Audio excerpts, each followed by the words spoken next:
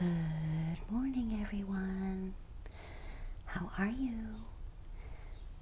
Today, in this video, we are going to be reading How the Grinch Lost Christmas. This is a sequel to How the Grinch Stole Christmas. So let's get started. I need to put this in the book holder.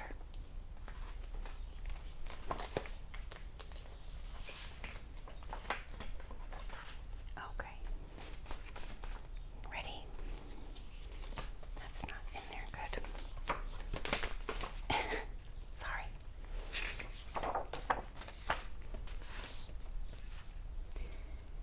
How the Grinch Lost Christmas by Alastair Heim.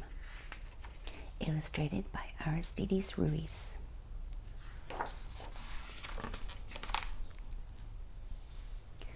Up high on Mount Crumpet, just north of the Whos, a Who just delivered the day's Whoville news.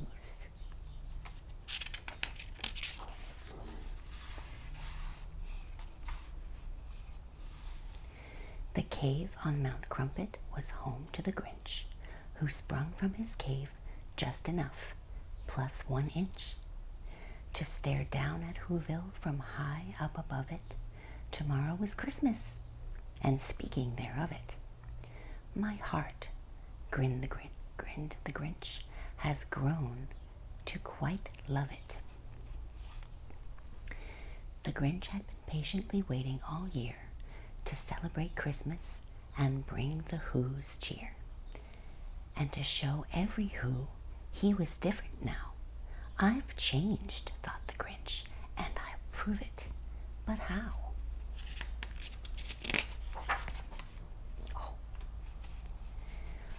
While eating his breakfast of Who hash on rye, the newspaper in the chair caught his eye. A contest in Whoville tomorrow at 3 to see who can make the most Christmassy tree.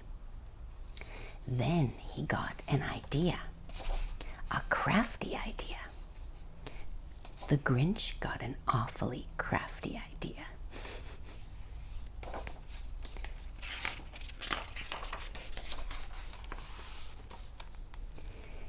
He laughed in his throat. I know just what to do. Then the Grinch grabbed a pencil and drew.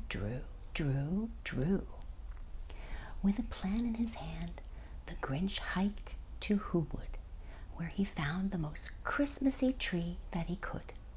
And he chopped at the tree with his tree-chopping axe till the tree he was chopping fell down next to Max. Then they hiked their way home with the tree on their backs.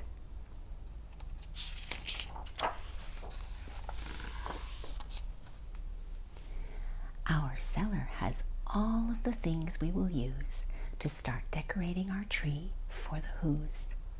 Grab ribbons, he shouted. Grab bunches of bows. Grab plenty of these and a big pile of those. Bring everything reddish and everything greenish and every last colorful thing in betweenish.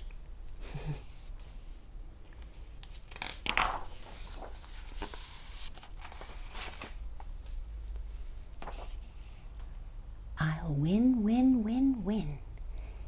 He was Grinchishly humming. Then all of a sudden he heard someone coming. Now who could that be? The Grinch said with a sneer. He turned around fast, and then who should appear? Right there in the hallway stood Cindy Lou Who, the sweetest of all the Whos that he knew. Hello, she exclaimed. I have something to ask. I do hope it isn't a bothersome task. I've come here to ask a small favor, you see, and if you have time and could make one for me. The Grinch interrupted her tiny request. My dear, he replied, it would really be best to ask me tomorrow on Christmas, you see. Right now, I must finish my prize-winning tree.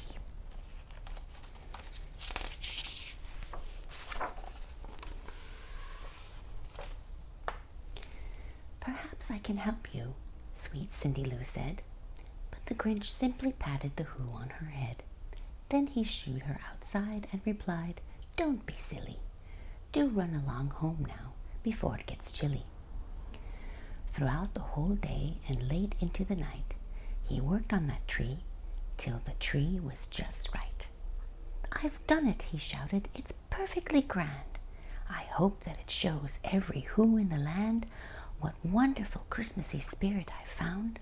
I know in my heart that I'm sure to be crowned."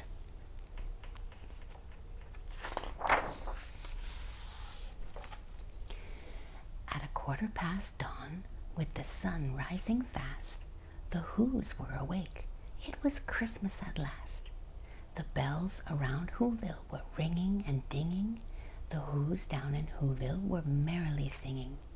The Grinch ran outside and cried, "Christmas is here!" at the sound of that ringing and sing-along cheer. And when the time came for the Grinch to depart, he loaded the sleigh and took off like a dart, sledding down, down, down, down to the Whoville town square.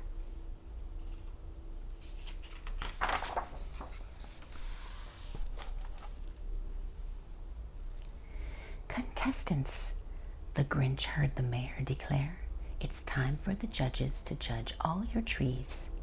The rest of you Whos, have a seat if you please."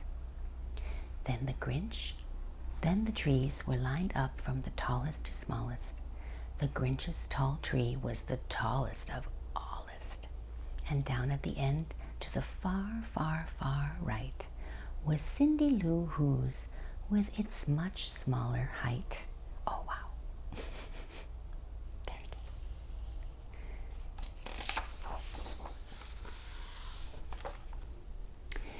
When the mayor announced who had taken 3rd place, the Grinch felt his Christmas-filled heart start to race. "And now," the mayor said, without further ado, "the lucky contestant who placed number 2 lives high on Mount Crumpet. We're thrilled that he's here.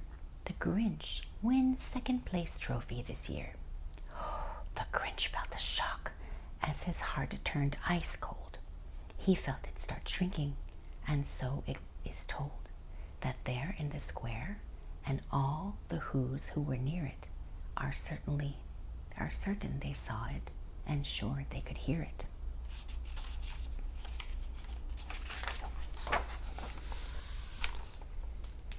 The moment the Grinch lost his Christmassy spirit,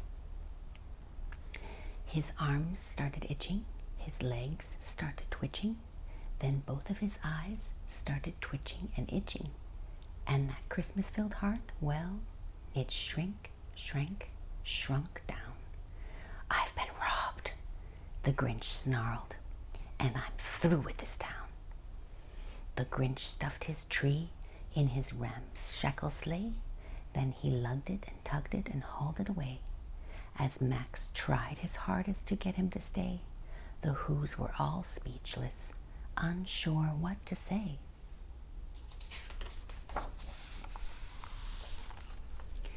The Grinch climbed and climbed as his heart grew more frozen, while back at the contest a winner was chosen.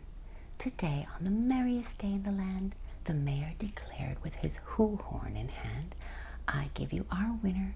She's not more than 3. It's Cindy Lou who has made the best tree." The Who girl had asked every Who there that day to make her an ornament she could display. To celebrate Whoville and everyone in it, she'd enter the contest, not thinking she'd win it.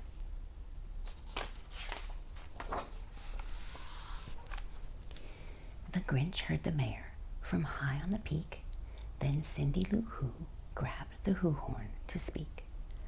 "I wanted to make all of Whoville a tree, with ornaments each of you Who's made for me. But there is one ornament missing, you see. The whole town of Whoville was there on each limb, except for the Grinch, so she called out to him, 'Now please, Mr. Grinch, I saved you a spot. You're someone we Whos like an awfully lot.' This tree is for Whoville. You're part of it too. I hope you can hear me, said Cindy Lou Who.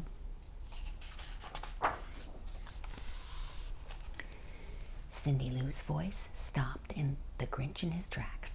He looked down at Whoville and then down at Max. I thought the Grinch puzzled a prize-winning tree would prove to the Whos what today means to me and show them for certain I truly belong. But perhaps I was wrong and belonged all along. And maybe, just maybe, we all win instead by being together at Christmas, he said. And there on Mount Crumpet, if you had been near it, you would have been able to see it and hear it.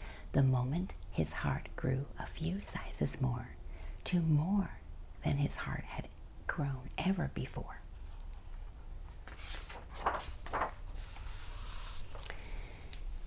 And what happened then? Well, in Whoville they say that the Grinch and his dog whizzed back down on that sleigh. And the Grinch placed his ornament on the small tree. Then he lifted it high so the whole town could see. The Whos all hurrayed, and they jumped to their feet as the Grinch grinned and said, "Now our tree is complete."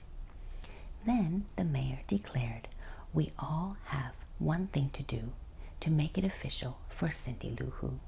Would you do the honors?" he pointed and said. And the Grinch,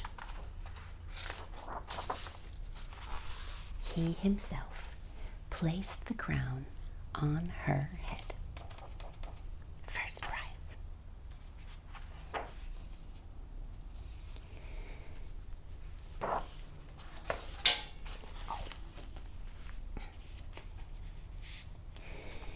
Thank you so much for joining me. I hope you guys enjoyed this video. My neighbor gave me this book, and I wanted to make it into an ASMR video for you so everybody could enjoy it. This is a very cute story, and I really like it. And Isabel calls me the Grinch, but I don't think I'm the Grinch anymore. I think I found my Christmas spirit again this year. So thank you.